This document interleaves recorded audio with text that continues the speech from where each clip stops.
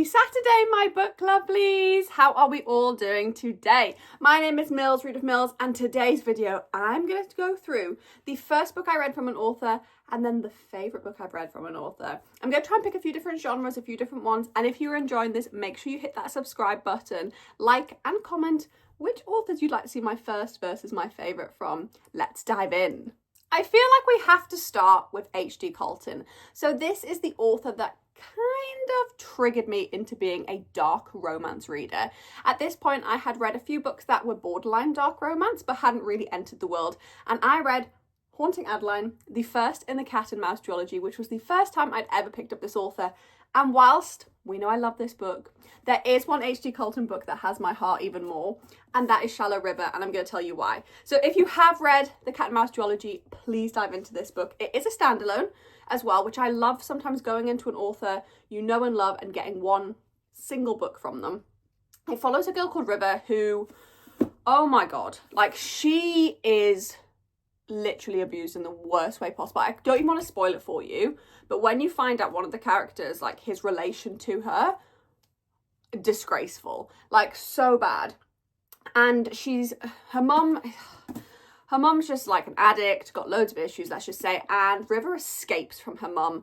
She goes off to college, she's starting to make a name for herself, and then she meets this guy, and she's like, great, he's lovely, he's sweet, he's kind, he's gonna look after me, he has a little bit of money, you know. She shouldn't look at it like that, but she's been brought up in a very abusive relationship. I can kind of give her some of that credit. And wow, does she walk into an abusive relationship. I have actually tabbed this book, and one of the tabs that I always remember sticking out, it says, in my psychology books, this would be considered abuse, but do I feel abused? You should, River, you should. The way this man talks to you, the way he like interacts with other people around you, the way he makes you think his ex-girlfriend is the problem and not him. Wow. And he has a brother who is pretty aware that he's abusive. There's loads of backstory as well, I guess I have to say. Like, as much as he is abusive, you do feel a bit sorry for him at times because there is a bit of a backstory that goes on into his life. But yeah, it's the story of River's survival, River escaping. Does she make it out or not? Can she make it out or not? And you just want to grab this girl and scream, run, River, run. Let me give you one example of one of the things he said to her. So his name's Ryan. Ryan shoots me a weird look. I hope you don't eat that stuff all the time, River. You're going to get fat. Like, trash. Absolute trash comment. If I was ever in a relationship with a guy that told me what to eat, bye. See you never, literally. So yeah, I started with Haunting Adeline, and whilst this does hold a special place in my heart, Shallow River is my favourite. Now I feel like we have to do an author that probably got a lot of people back into reading, and that is Ana Huang. So yes, I am one of those people who started my journey with the Twisted series. I didn't start with the If Love series, I didn't know existed, and I read Alex and Ava's story first. And whilst this was great, it's not my favourite Ana Huang book, and I'm going to give you two reasons. One, they're set in college, so I found the relationships were a little bit younger for me. I do prefer more of an adult setting. And two, no man is ever going to live up to Buck. Like, here we go. King of Envy is just absolute gold dust. So she has decided, for whatever reason, to become engaged to this guy. And it's not an engagement out of love, it's an engagement out of necessity. And Vuk is his best friend, and he has selective mutism, so he sign languages to most people, but he does speak a few words to her. And I love it for him. He's cute, he's protective, but the guilt that Vuk feels when you're reading King of Envy, which is actually the 5th book in the Kings of Sin series, but my absolute favourite. Like, the guilt he feels because he really thinks that his best friend loves Ayana. Like, he really thinks, my best friend has proposed to her, my best friend's in love with her, but it's not the case. And their relationship develops, it's kind of this forbidden romance, but as much as it is a forbidden romance, I didn't feel that anger, I didn't feel like there was cheating, I didn't feel annoyance towards Vuk at any point. I absolutely just loved him. So yeah, that is why, as much as I started in the college setting with Twisted Love, nobody will ever beat Vuk. King of Envy is just, it's so good. It is so good. And also I just love it as well. You get little text messages in the book, which you guys know I love. But yeah, I do think as well, if you have not read any of the Kings of Sin series, you can technically read them as standalones if you just want to skip to my favourite one. Next, we have an author of mine who is my favourite young adult author that I haven't yet met in person, which is just disgraceful. And that is our queen, Holly Jackson. And the first book I ever read by this author was A Good Girl's Guide to Murder. I absolutely devoured this. I have I think I have 7 different variations of this book, which shows you how much I love it. I love the TV series. I thought it was a great adaptation, but my favourite Holly Jackson book ever is the reappearance of Rachel Price. I actually only own 1 copy of this book, which is crazy considering how many I own of my first ever Holly Jackson book. But this was a wild ride. You are getting plot twists. You are getting trust issues. I had no trust in any of the characters. So in this book, there's a woman called Rachel Price. She's married to this man. She has a child and she disappears. So when she disappears, she's in a car, and it is, I think as well, I shouldn't say this because I feel like this is very insensitive, but I am very intrigued by Madeleine McCann's case. I watch a lot of documentaries on it. And as much as it isn't a child going missing, the fact that a woman has gone missing from her car and her child is still in the car and nobody has any answers for it. Belle was left in the car and nobody knows where the mother went. I think that kind of triggers that criminal mindset for me. And I absolutely devoured this. So Belle is 16 years old. It's been 16 years since her mother's disappeared, and they need some money to put her grandfather into a care home. So they're doing a documentary on the disappearance of her mother. And her mother turns up. First, I'm going to be honest, I did think, nah, this woman ain't her. But of course, they check it fairly quickly. That's concluded quite early on in the book. This woman is Rachel Price. Because I had real trust issues of, is this going to be a twist? Of course, the father has been blamed multiple times. He's had a court case. He's got a not guilty verdict because there was nobody. There was nobody to be found. The plot twist throughout this book, every time there was a plot twist, I thought, we're getting to the end. We're getting to the end. We're getting to the end. There can't be any more plot twists. And yet there was. And that is why I absolutely love this. I am yet to read Not Quite Dead Yet by Holly Jackson. So I do wonder if I'll have to do an updated quick version of this where I'm this has been knocked off the pedestal. But at the moment, I haven't read this, so I don't know.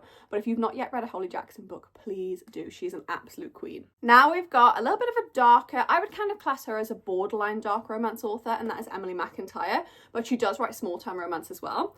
So the first book I ever read from her was Beneath the Stars. This was small-time romance with second chance. This is actually an indie version. It's a little bit battered. I am now promised I'm better looking after my books now. But back then, this would have been around 2020, 2019. The books definitely got read in the garden a little bit more tattered than I would like them to be. But now I do have the new cover of Beneath the Stars to kind of make up for the fact that I've absolutely ruined this. So please forgive me on that. However, I don't think it's any surprise that my favourite Emily McIntyre book is Hooked. I mean, I have the collector's edition. I love this. This is like a dark, spicy retelling of Peter Pan. We know my obsession with Peter Pan. If you watch my TikToks, you know that I absolutely live and breathe everything Peter Pan, retellings, originals, Mina Limas, I have them all. So this is where you meet Captain Hook, who is called James Hook, and he is trying to seduce Peter Pan's daughter to get back at Peter Pan. You get a little bit of kidnapping going on, you get a little bit of spice. I mean, she's very naive as well, which I kind of like. As much as her father is this big bad Peter Pan, with it being mafia vibes, she is very trusting, and I actually love that as her and a female main character. You kind of see that development of her being trusting, being loved, being protected, to maybe a little bit of a stronger female character, and that is why I think Hooked would have to be my favourite Emily McIntyre book. As much as I love the small-time romance, Beneath the Stars, there's just something about this that scratches an itch that not many things can do, and I love it for that reason. Next author is an author that I discovered this year in 2025, and when I say discovered, I definitely didn't stumble across them by chance. I picked up The Fabric of Our Souls from the guys at Good Girls Read because they were putting it in advent calendars, and I was jealous that I didn't get it in my advent calendar. And whilst this was my amazing mental health trope book that really got me into reading kind of psychiatric wards, mental health tropes, loads of things like that, led me to reading J. Rose, Steph Macker, it's not my favourite, because how could anything beat Leave Me Behind? I have 2 versions of this. I will potentially own a 3rd version soon, and this is a dark military romance. Now, I'm going to hold my hands up, put me in book prison. I left this on my TBR for way too long. Everybody kept saying, Mills, get it read, get to it. But I wanted time to sit down and really fully immerse myself in the world, and I knew I'd binge it, and I didn't want to binge it whilst I had other things going on, like work. Silly work getting in the way. So yeah, I waited till I was on holiday and absolutely couldn't put this down. This follows 2 people called Bones and Bunny who are in the dark forces. My goodness, they meet on a plane. They have a one-night fling, and they then soon realise they're going to be working very closely with each other. So he's like a dark military man, and she does look like sniping for him. So I guess you would say she is his second in command, but he's not the big boss. The spicy scenes in this book, you don't want someone reading that over your shoulder, let's just say. Also, at one point, he's got a twin, and she has like a little play next to the twin having a little play. That scene really, I didn't know how to say that politely, but that scene really messed with my brain, because I was like, as much as I love that forbidden love romance, no, you are just for him. There is one thing that infuriated me though about this book, but it shouldn't infuriate me. At the end of the book, I'm not going to say anything that would be a spoiler, but at the end of the book, there is a photograph on the wall of somebody who is involved in the story who is the bad person. It'll take you a long time to work out who that is. And I just thought they shouldn't have represented them on the wall. As much as there was love for that person, get them off the wall. They don't deserve to be there. I really, really felt like I was attached to these characters. I was attached to their emotions. I don't know why, but with military romance and the darkness, and maybe do you know what? Maybe the mental health writing that K.M. Moronova does has kind of led into this, but your psyche is messed with when you read this. Like, you feel part of the story. You feel as messed up as the characters. You feel like you've gone into the dark forces. Now, I haven't ever been in the military, but I feel like this is probably a very good representation of like the dark side of it, and that's why I love it. This still is a very, very close second, I have to say. And as much as K.M. Moronova is known for her dark fantasy writing, these two are absolutely smashing it for me, and therefore I couldn't not love them both, but this one just slightly wins for me. Next we're going to do Tate James. Again, this is an author I've discovered more this year. I think at the end of last year, I read my first Tate James book, which was the Madison Kate series. It's kind of late 2024 that I picked this series up. Literally by nothing ever for me that Tate James can write ever again should be able to beat Dear Reader. I am obsessed with this book. I think I talk about it all the time. I have now finally admitted that I have a favourite book of this year. I'm going to say of this year because it could change. And that is Dear Reader. This book, the way it breaks you, the way it hurts you, the way it makes you feel, I can't even begin to explain. It's powerful, it's enticing, it's everything you want a book to be and everything you don't want a book to be. You will have your heart broken. You will literally have it torn into pieces. You will not be able to catch your breath finishing this book. You will dive straight into book 2 and have it torn all over again. And that is the theme that I absolutely love with Tate James's writing style. So she's gone to a new university. She's joined a secret society who are really actually bad secret society. There's a lot that goes on that they don't say, and she starts to get involved with the bad side. But there are some really weird, messed up scenes in this. There's a little bit of why choose. There's a little bit of flirting. I don't even think it's like the spiciest thing I've ever read. You know, you're not drawn in because of the spice, but wow. Tate James knows what she's doing with this book. And if anybody hasn't read it, you need to get it top of your TBR. Of all the recommendations today, this one is top. I can't even begin to explain it. The ending of the first book, just check your triggers because it's so intense. But yeah, it's going to stay in my heart forever. I know that for sure. What's with me always throwing books on YouTube? I go on Book Talk and I don't throw books. Come on YouTube and I just think it's acceptable to throw books. Naughty Mills. Side note, Mills, that's not acceptable behaviour. I feel like this one might upset some people. Okay, Jessa Hastings. Magnolia Parks. I actually cannot stand Magnolia Parks as a character. Sorry, I've said it. I love the series. I understand Magnolia's role, but she's a whiny beep. Like, literally, she whines. Therefore, it's all about Daisy hates. Now, you will not like Daisy if you don't do the tandem read.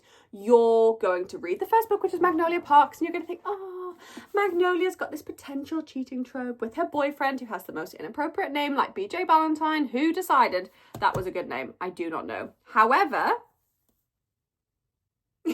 you go on to Daisy and you hate her. But if you see the timeline at the same time, you go on to Daisy and she is queen. She is queen for 2 reasons. She doesn't care what anybody thinks really, exterior-wise, but deep down, that girl has a heart. She's in a fake dating relationship with this guy that she really likes because of her. Like, everything just leads back to you. You are not the main character. And that's why I love Daisy. I just feel like she's underestimated, she's ignored, she's a little bit younger, she's newer to the scene, and her brother's kind of in this mafia gang situation. So her brother's like the big dog and she's got no parent, she's got no one to lead her way. but actually as a character, once you start reading her and ignoring her, let's be honest, she is so good. Like, so good. So if you are going to read Magnolia Parks and you've already picked up the first book, go back and tandem read, because that's what I did, and it was the best decision I had ever made. But yeah, I know people are going to hate me for that because they love Maggie P so much, but Daisy, that girl is where it's all at. Just feel like I'm causing drama, but it is. So that comes to the end of part 1 of me going through the first book I ever read from an author and the favourite book I've ever read from an author. They were just some of the authors that kind of sprung to mind whilst I was sitting here filming. But if there's a specific author you'd like me to do in a part 2, please let me know in the comments and make sure you have subscribed as well. See you guys next week. Bye, book lovelies.